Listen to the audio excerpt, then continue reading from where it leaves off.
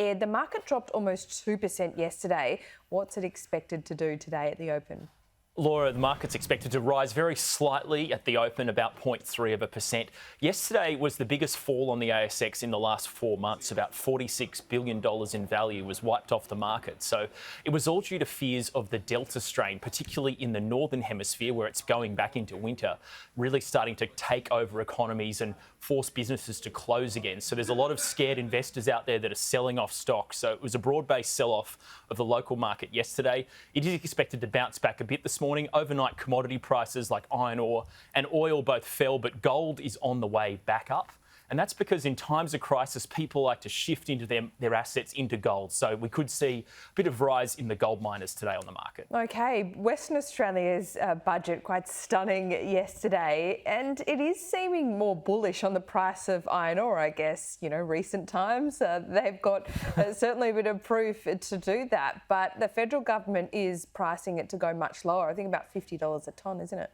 Yeah, look, the federal budget has iron ore falling to $55 a tonne by the end of March next year. So that's literally in 6 months' time.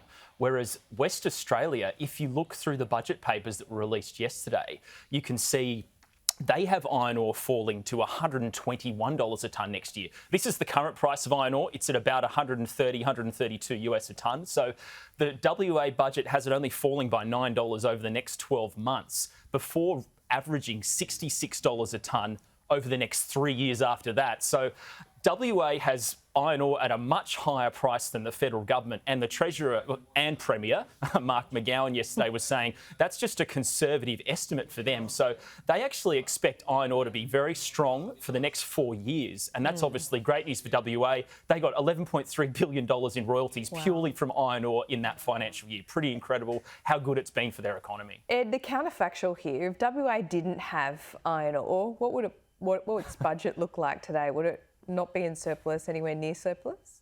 Well, look, go back to 2016, the iron ore price was about 40 US a tonne, so much lower. I'd have to look at their budget papers, but I think they wouldn't have produced such a good surplus as they did last night. It was a $5.6 billion surplus, their best ever.